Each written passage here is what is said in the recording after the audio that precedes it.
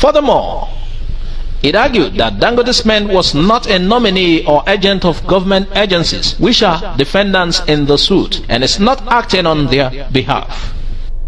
It argued that Dangote Cement PLC is not an agency of federal government with the statutory mandate of administering, managing or enforcing tax compliance, therefore lacking the local standing to commence or maintain the legal action and seek the reliefs in the case. IBETO took cement to another level.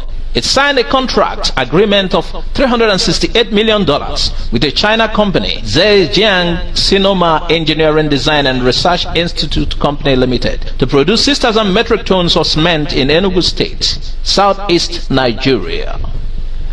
The contract covered crushing limestone mining, cement raw materials to packaging, shipped to the whole process, and